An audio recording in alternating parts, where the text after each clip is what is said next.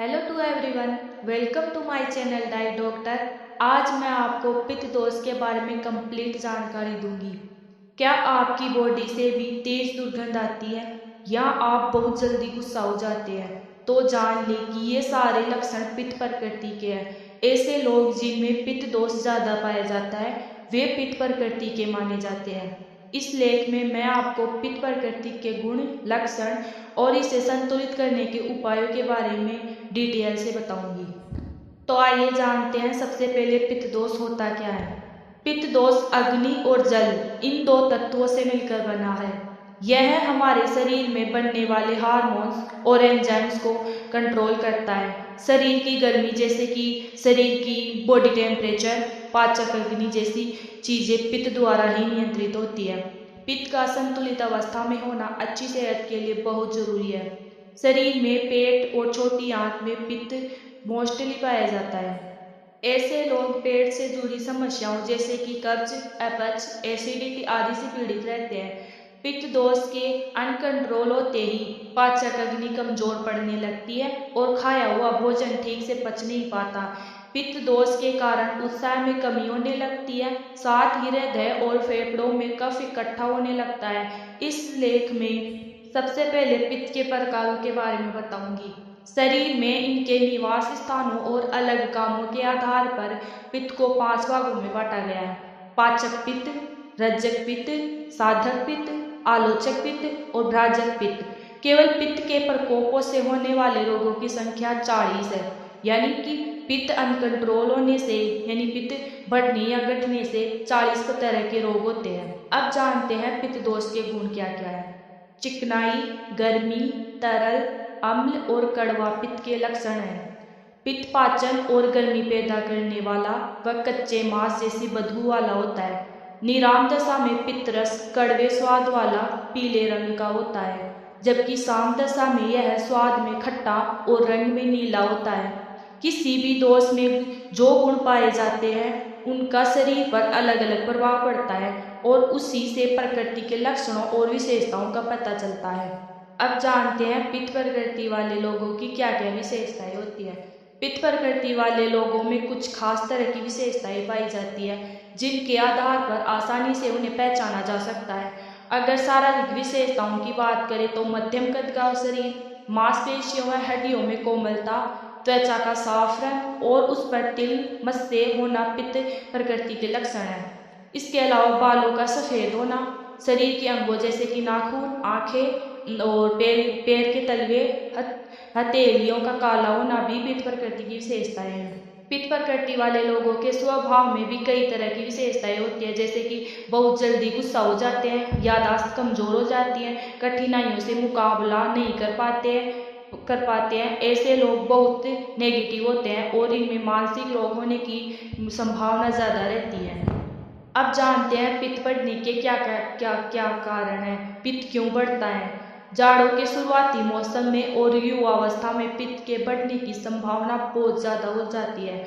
अगर आप पित्त प्रकृति के हैं तो आपके लिए यह जानना बहुत ज़रूरी है कि आखिर किन वजहों से पित्त बढ़ रहा है। आइए कुछ प्रमुख कारण मैं आपको बताती हूँ, जिनमें से पहला कारण है चटपटे, नमकीन, मसालेदार और तीखे खाद्य पदार्थों का अधिक सेवन करना, ज़्यादा मेहनत करना, हमेशा मानसिक तनाव और गुस्से में रहना, अधिक मात्रा में शराब का सेवन, सही समय पर खाना ना खाने से या फिर बिना भूखे ही खाना खा लेने से पित्त दोष बढ़ जाता है। पित्त तिल का तेल, सरसों, दही, छाछ, खट्टा सिरका आदि ज़्यादा खा लेने से भी पित्त दोष बढ़ जाता है। और इसके अलावा गोहर, मछली, भेड़ व बकरी के मांस का अधिक सेवन करना भी पित्त दोष को बढ़ावा देना ही है। मैंने अभी जो कारण बताए उन कारणों की वजह से पित्त दोष बढ़ जाता है। पित्त प्रकृति वाले युवाओं को खास तौर पर अपना विशेष ध्यान रखना चाहिए और इन चीज़ों का सेवन नहीं करना चाहिए या फिर बहुत कम मात्रा में करना चाहिए। अब जानते हैं पित्त बढ़ जाने के लक्षण क्या क्या है। जब किसी व्यक्ति के शरीर में पित्त दोष बढ़ जाता है तो कई तरह के शारीरिक और मानसिक लक्षण नजर आने लगते हैं। पित्त दोष बढ़ने के कुछ लक्षण मैं आपको बताती हूँ, जैसे कि बहुत अधिक थकावट, नींद में कमी, शरीर में तेज जलन, गर्मी लगना और ज़्यादा पसीना आना, त्वचा का रंग पहले की तुलना में गाढ़ा हो जाना और अंगों से दुर्गंध आना, मुंह गला आदि का पकना, ज़्यादा गुस्सा आ जाना और बेहोशी और चक्कर आना, मुंह का कड़वा और खट्टा स्वाद, ठंडी चीज़ें ज़्यादा खाने का मन करता है, त्वचा, मलमूत्र, नाखूनों और आंखों का रंग पीला पड़ जाना। अगर आप में इन लक्षणों में से 2 या 3 लक्षण भी नजर आते हैं तो इसका मतलब है कि पित्त दोष बढ़ गया है। ऐसे में नजदीकी डॉक्टर के पास जाए और अपना इलाज करवाए। अब जानते हैं पित्त दोष को शांत करने के क्या क्या उपाय हैं। बढ़े हुए पित्त को कंट्रोल करने के लिए सबसे पहले तो उन कारणों से दूर रहिए जिनकी वजह से पित्त दोष बढ़ रहा है। खान पान और जीवन शैली में बदलाव के अलावा कुछ चिकित्सकीय प्रक्रियाओं की मदद से भी पित्त दोष को दूर किया जा सकता है। जैसे कि पहली है विरेचन। विरेचन एक औषधि है बढ़े हुए पित्त को शांत करने के लिए। विरेचन यानी इसका मतलब है पेट साफ करने वाली औषधि सबसे अच्छा उपाय है। वास्तव में शुरुआत में पित्त आमाशय और ग्रहणी में ही इकट्ठा रहता है। ये पेट साफ करने वाली औषधियाँ इन अंगों में पहुंचकर वहां जमा पित्त को पूरी तरह से बाहर निकाल देती है। अब जानते हैं पित्त दोष को कंट्रोल करने के लिए क्या खाएं, यानी डाइट। अपनी डाइट में बदलाव लाकर आसानी से बढ़े हुए पित्त को कंट्रोल किया जा सकता है। आइए जानते हैं कि पित्त के प्रकोपों से बचने के लिए किन किन चीज़ों का सेवन करना चाहिए।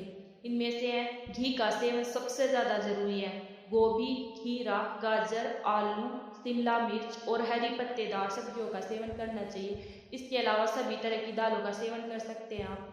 और एलोवेरा जूस, अंकुरित अनाज, सलाद और दलिया का सेवन करें। अब जानते हैं पित्त प्रकृति वाले लोगों को क्या नहीं खाना चाहिए या फिर किन चीज़ों से परहेज करना चाहिए। खाने पीने की कुछ चीज़ें ऐसी होती हैं जिनके सेवन से पित्त दोष बढ़ जाता है।